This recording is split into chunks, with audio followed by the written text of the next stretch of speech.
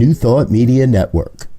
We are a global broadcast network of positive music, media, and entertainment, inspiring humanity's evolution along the journey of enlightenment and creating a world of love, peace, empowerment, and prosperity for all.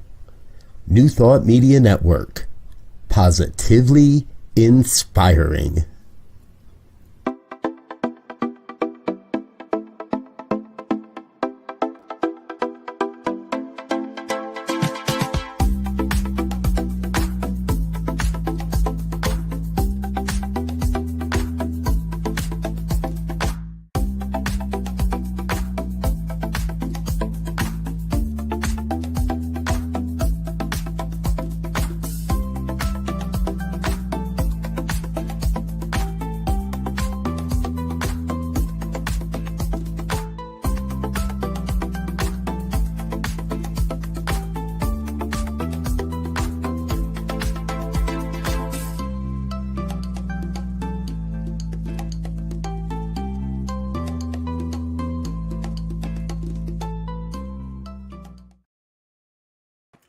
Hello and welcome back to Global Focus Today. I am Reverend Dr. Sharri Johnson, your host, and our guest today is Reverend Karen Cleveland. Now, I've started last week my new practice of 3 interesting things you wouldn't have guessed, and hers are humdingers. For starters, well, she's a minister, of course, but for starters, she's a safari host and an animal communicator. Now, that's a tremendous combination. And she's doing an on-site pet blessing at CSL Seattle on July 28th of this year in combination with a workshop about communicating with animals. So you don't want to miss her conversation. Please help me welcome Reverend Karen Cleveland. Thank you so much for saying yes. Oh, you betcha. It's so great to be here. Thank you, Reverend Dr. Sharri. So I'm just going to start with the basics because there are liable to be people in our audience who aren't familiar with your work. How do you help others find God in the animals? I do it so many different ways, actually. I realized that at some point in my life, recent life, I guess, not early enough, but that the animals actually contain everything that we believe God is, as do we, of course, but people don't always realize how much the animals just naturally play this out. So what I do this through many ways. I do animal communication, which some people call, a pet psychic. I talk to animals, or rather, instead of talking to them, I listen to them.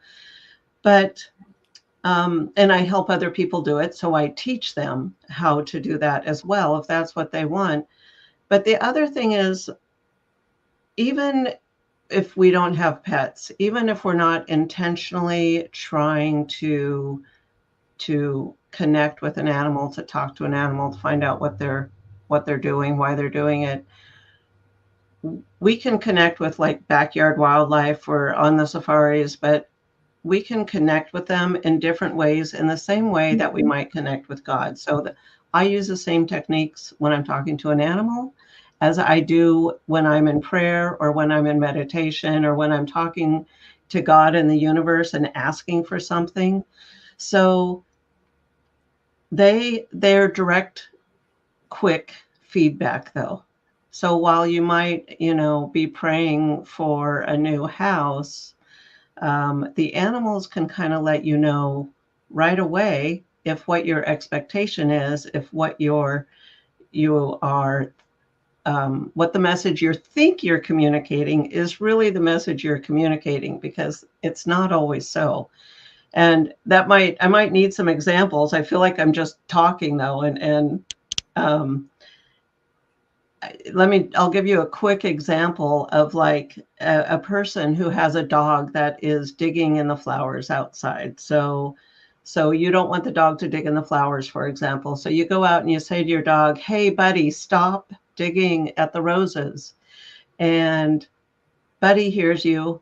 And the way that we communicate Same with much with the universe when we talk about visualization, but it's through the pictures and the feelings that we have. And so Buddy picks up what I'm saying as stop digging at the flowers is digging at the flowers, because you can't kind of negate that thought picture of digging in the flowers. So Buddy thinks he's doing a good job digging in the flowers, which is what you want, or what he thinks you want. And even when you start to change your language to what you want and not what you don't want, so hey, dig over in the play pile, or dig over there, whatever it is, then you also really need to pay attention to your expectations, the hidden expectations, because you're telling Buddy, go dig in the dirt mound. And but it might really be when you come outside again and you look at the roses, you might be expecting to see the holes or the dug up plants or whatever it is. And that's direct, quick feedback that we don't always pay attention to from God. So even though it is pretty direct from God in the universe, if we don't have that new house, if we don't have that $1 million, what the animals are doing can actually teach us pretty quickly about that. I heard you say two really important things. And one of them is that the main difference between us and animals is that we stick our egos in between us and God, and they don't. Yeah, that's true. Very true. And the other thing is that animals aren't the only ones who think in pictures. People don't think in words. We think in pictures. And we just presume that other people see the same pictures, and other animals, because we're animals too, see the same pictures that we see, because that's the picture we intend for them to see. But you can't control what somebody else sees. Right. No, you can't. We can talk about a mountain all day long, and my mountain is going to look very different than your mountain until we describe it, or until we actually get an image of it, something like that. So you need to come to Kansas City and do a workshop so I can take it, because I can't get to Seattle. It's too far to come. And this next question I'm going to ask you is just personal, what I call prurient curiosity. It doesn't really have anything to do with anything. It just makes, I'm nosy. Have you always been able to talk to animals? Good question. Let me change that. Have you always been able to communicate to animals? Because I talk to my dog and cat all the time. I'm not sure how much communication is going on. Well, there is a lot of communication going on. I can assure you that. But, or, even if it's a one-sided conversation. So I'm going to say no. Maybe I have, but I didn't recognize it. And I was never the person, I hear stories of people bringing home injured birds and caring for them. And I loved animals, but I never felt like I had a magic touch with them. I never tried to heal sick animals or hurt animals. And I didn't even realize until I was much older. Now I'm not sure, maybe 15 years ago, with my teenage kids, I would tell them all the time what the dog wanted. Our dog's name was Buddy. And I would say, hey, Buddy wants you, wants to go out. Buddy wants you to get some water for him. Buddy wants you to do this and that. And my daughter stopped me one time. She stopped me and looked me in the face. She said, how do you know what Buddy wants? And I thought, oh, you don't know what Buddy wants, which was two things. It's so clear why they're not taking care of the animals the way that they need,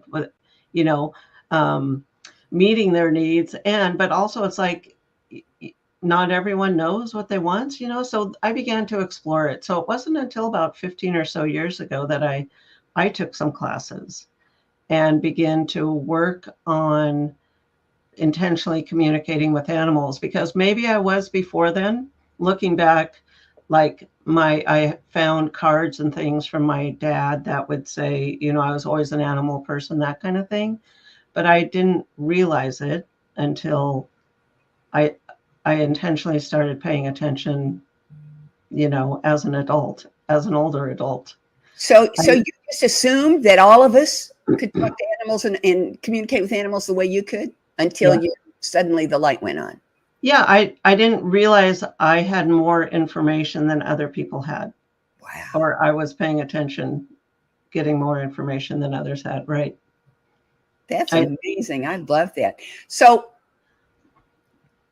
now we know how you discovered that you're an animal communicator, but what made you decide to do something about it?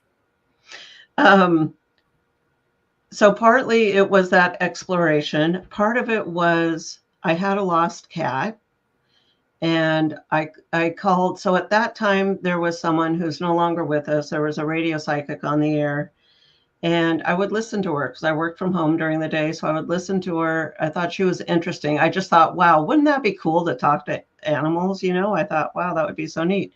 But what happened was she would tell the caller something in response to their question. And I would say, no, that's not right. That's not. And I thought, who do I am? Why do I think I know better than what she's telling them, right? And I ended up calling her one time, and I didn't like the answer she gave me at all for my lost cat.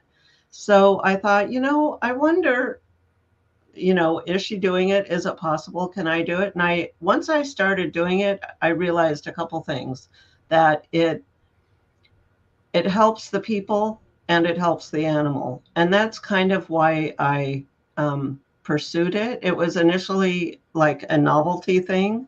It's like, oh, this is kind of cool, right? But once you realize there's actually value in it, in knowing how to, take care of an animal in a different way, or knowing what to do or what's wrong with them.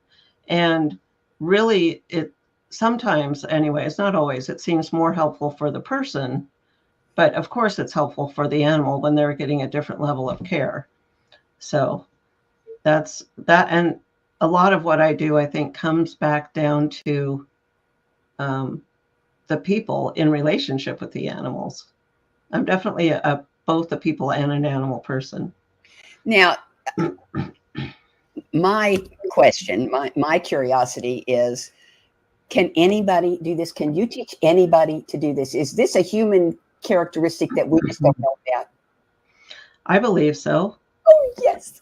I'm so glad to hear that. Yeah. I say there's 3 requirements. You have to want to do it, and you have to believe you can do it.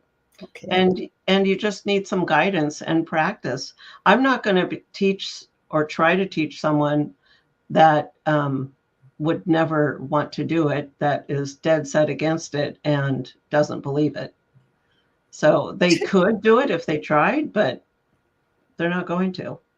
Oh, that is so neat. Well, just put me in line. Because I really, my dog steals socks and bras. Oh. Well, actually, she thinks if something is where she can reach it, it's a toy, and she carries it into the prayer room, which for some reason is where she hides her stuff.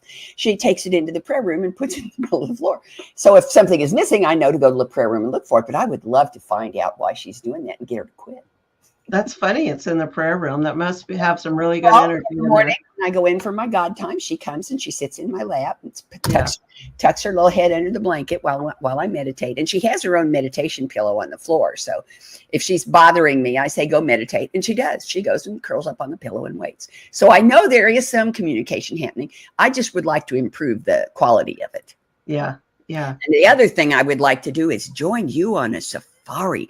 The very idea of going on a safari with somebody who can, pardon me, Dr. Doolittle, talk to the animals and hear the animals answer back. Holy moly, how cool is that? Oh. So tell us about it. What's it like? How does it happen? What are the just so yeah, well, I will say first that wild animals are a lot different than domestic animals. They have no concept of dinner time, or going for a car ride, or getting a treat, or playing with their toy. But that said, they do all those things. Maybe not going for car rides, but they do have their things. And a lot of people don't even realize that wild animals. So I think we know that the animals in our house and the ones that we see all the time, they have definite personalities. And I talk about animal archetypes a lot because, there's a hero, there's a lover, there's a wanderer, and a nurturer. There's all the different archetypes in the animals. And the wild animals also have all these different archetypes and personalities, but because we spend very little time watching them, people don't recognize it. But it's really fun. Like if you watch a webcam for a long time, or even when they take orphaned animals or hurt animals into a sanctuary, the people will tell you they all have their very distinct personalities. So it's not limited to us and to our pets and our domestic animals. All animals everywhere have their own good, their own needs, their own personalities and desires and that kind of thing. So out on safari, though, I don't necessarily do like an animal communication session. It depends on the people I'm with, but I always have. So let me start by saying I do several kinds of safaris, some that I go on. So groups that I lead, I take people, but I can also help a person and their family just do a private safari. You know, it's like we just want to go on safari. They don't need me to go. They don't need a leader or a host or anything. They just want to go on safari. So the groups that I take, I'm very intentional that we have different types of mindfulness exercises. So managing your energy out in the bush and out on the plains is important, because if you think about it, if you just go out all wild, you know, it's good to have fun, but laughing loudly and screaming and doing things, that's big energy. And that feels like either a competitor to the predators or, you know, a predator to the prey. So you're not going to have the same experience if you go out with a bunch of really loud energy. So I do talk about managing your energy. It's okay to have fun. It's okay to laugh. I've screamed the first time I've seen several animals, so I totally understand that. But then knowing where you are and what do you want to experience. I like to start the day, or have the others start their day also, you know, with or without me, with intention setting. And what do you want today? What do you want to experience today? And then some kind of a sunrise meditation or something is always nice. Not always possible, depending on when and where we are.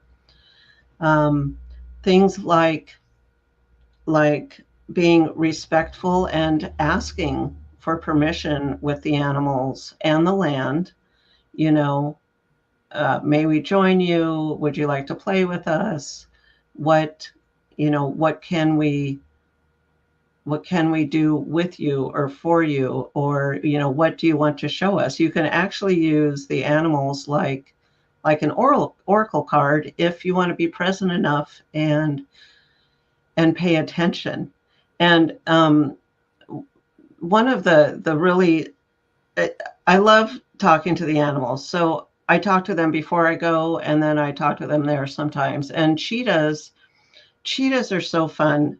They love to mess with people. They just love to mess with people. And they think it's so funny that they climb all over the cars, and that the people get scared or they don't know what to do. And I mean, they're just having a good time. They're humorous.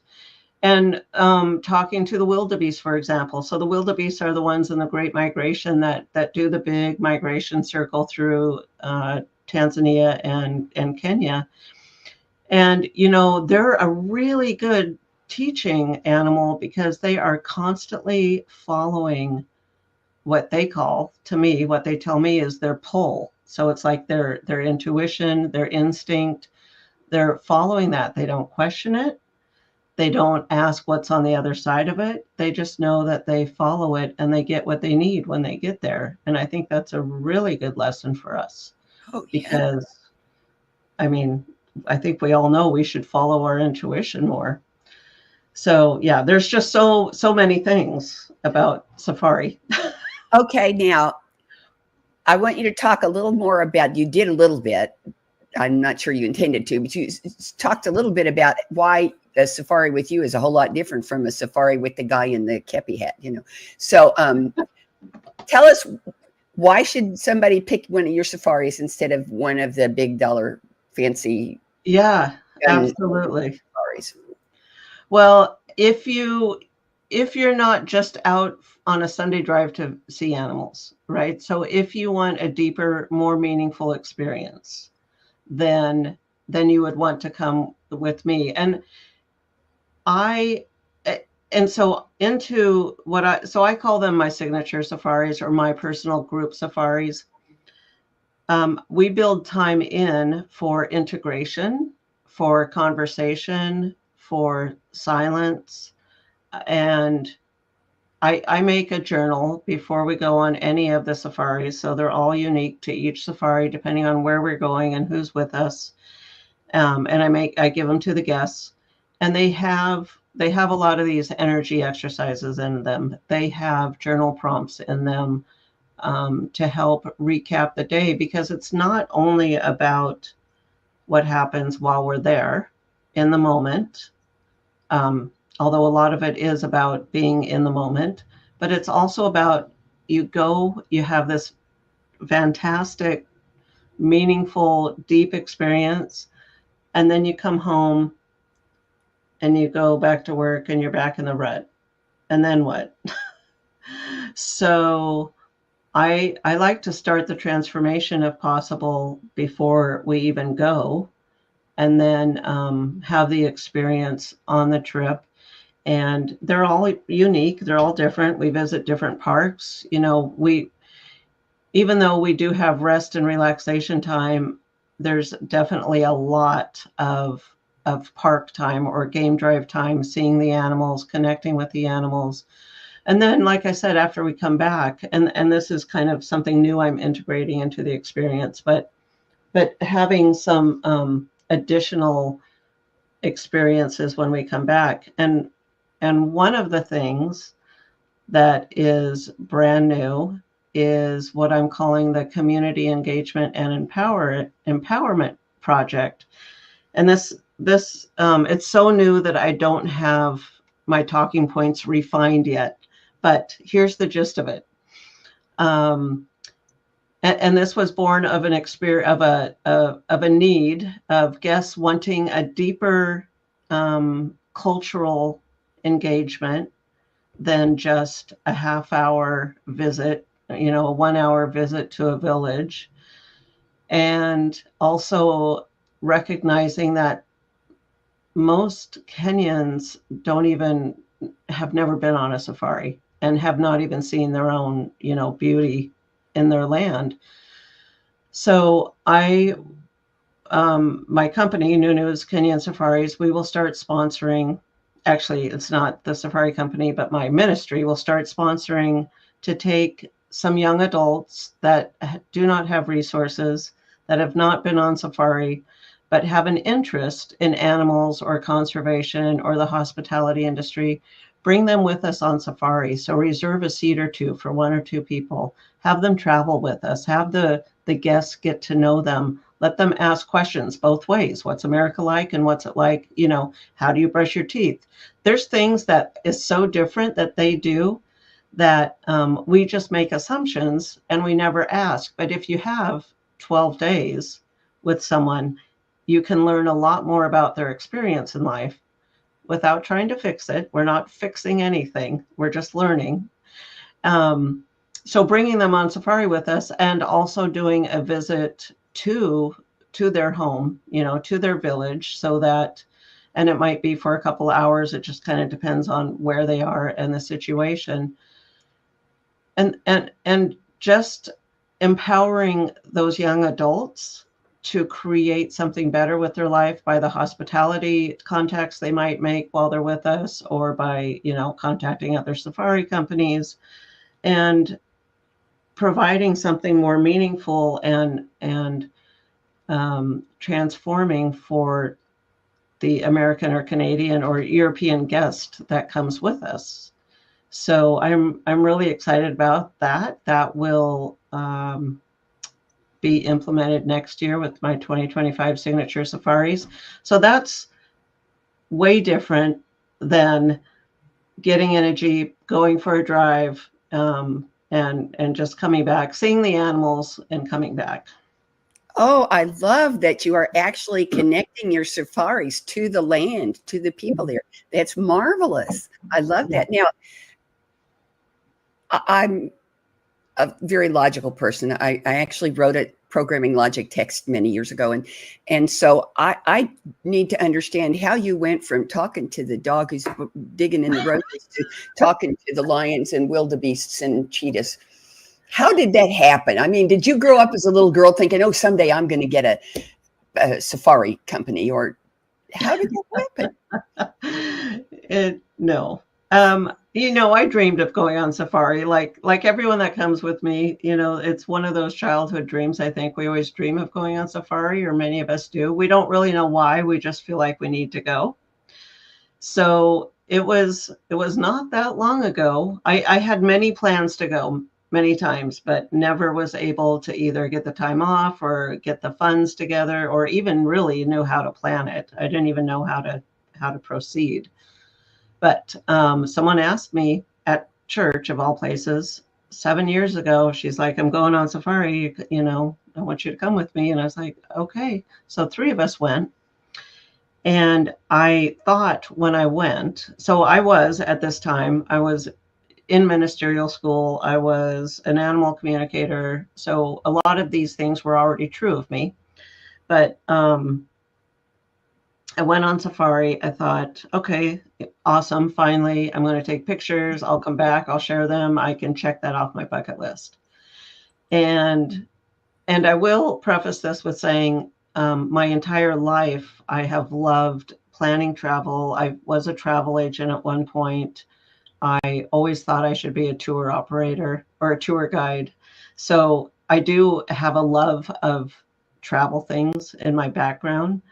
But not a lot of like practical experience. But so went on safari, and at the end of the safari, so this is the most unexpected thing. I was divorced at the time. I was in ministerial school. I intentionally said, I am not even going to look for a man until I'm done with school, until life gets settled again, that kind of thing. Well, 2 days before the end of safari, I met a man.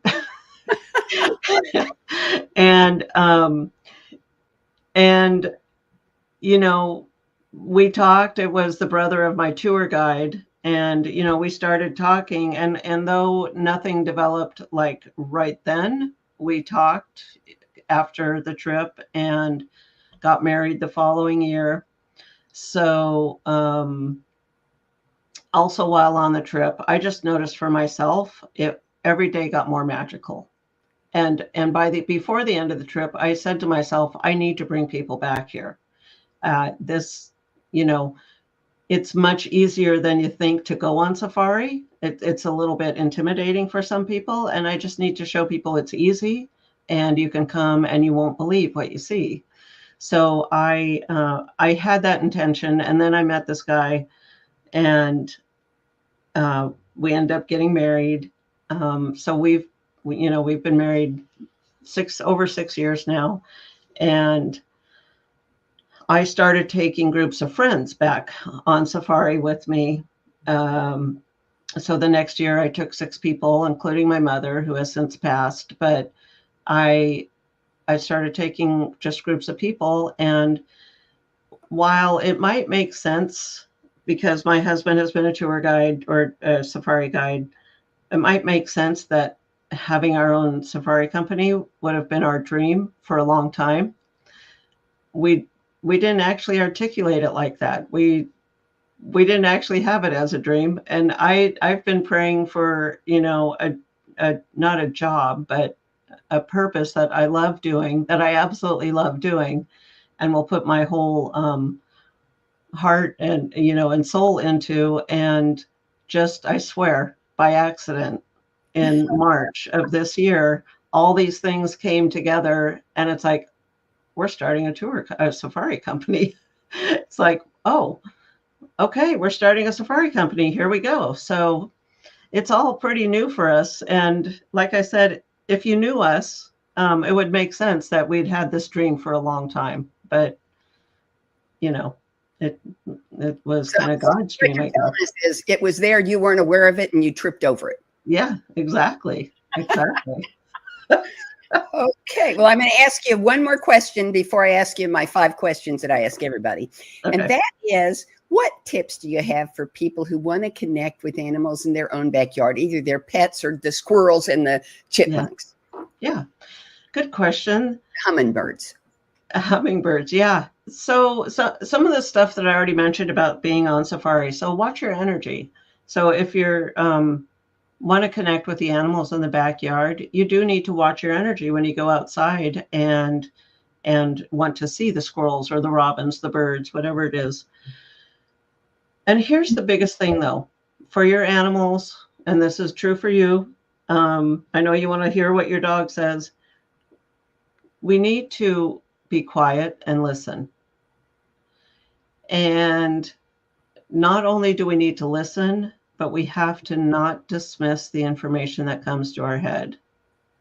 We think we're making things up, and it turns out a lot of the time they're not original thoughts. They're coming to us from somewhere else. So and just kind of test it. So set an intention and get quiet, especially if it's your pet. Sit down with them and just kind of, what do you want me to know? And be quiet and listen. Turn off the radio, turn off the TV, because I know some animals get very surprised when they find out someone is actually listening and responding to what they are saying or thinking or trying to tell you. So that's the biggest thing, is to practice getting quiet and to not dismiss, the information that you're receiving. That's really cool. I like that. Because what that tells me is that I may have been hearing her and I just didn't believe I was hearing what I thought I was hearing. So Yeah.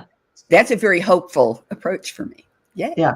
Yeah. If I were to tell you, so you might come to me, hire me as a, animal communicator and say, why is my dog doing this? And I might say, I don't know, because it's a ritual for him or her. I don't know. But often what I tell you is then you would say, well, yeah, that's kind of what I thought. Right? So it's like, yeah, that's kind of what I was thinking too. And it's like, yeah, you're probably picking up on the information and you just want confirmation. Yeah. Cool. Okay, now I do have these 5 questions that I ask all of my guests.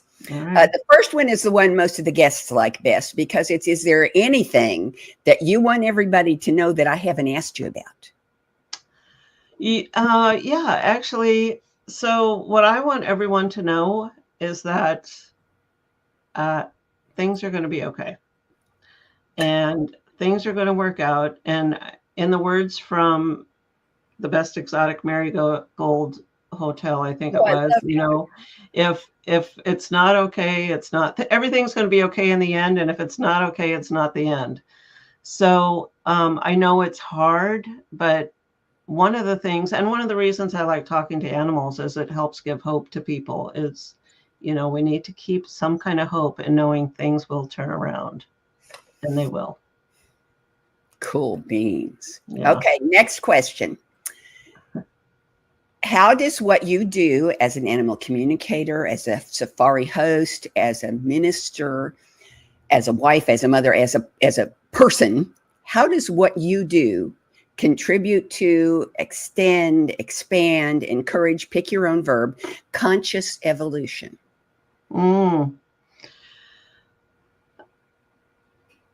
I think because conscious evolution, well, I think the more that anyone practices consciously or intentionally being present, doing something, leads, it kind of like sets a level. So we're at a level, and if more people are meditating and praying and being very intentional, mindful, I think the overall consciousness evolution. So I think the overall consciousness rises to a different level. And I definitely think there's a ripple effect, because I know the most obvious way to see it is, in your personal energy. If you're mad and you go into a group of happy people, you probably turn happy. But if you're happy and you go into a group of really angry people, you probably, get brought down. So our energy is very, if we're not paying attention, our energy is very impacted on the energy of everything around us. So the more we can maintain and keep our energy at a good level, a level that is comfortable for us and for growth, then the better for everyone. Yay. Okay, now the third question, sounds like the second one, but it's not the same one. Okay. How does what you do as an animal communicator, as a safari host, as a minister, as a person, how does what you do contribute to, support, expand, pick your own verb, world peace? Yeah, I think it's similar. I think our energy, so maintaining our own energy and knowing if we are on a downside or an upside, and we all go up and down, our energy goes up and down. But when we can intentionally focus on something, gratitude practices or something that help to raise our own energy, that happy people aren't going to fight. So, and happy is kind of a weird term, but content people aren't going, to fight. So that spreading mindfulness and energy practices helps lead to world peace. Okay. Next question. Now you close your eyes for this one because you're going to use your imagination. Presuming that everything goes exactly the way you want it to go, every event, every encounter, every relationship, every teeny tiny thing goes exactly the way you want it to go.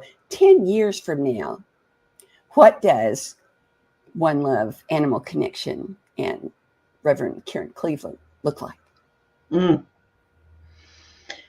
Well, we are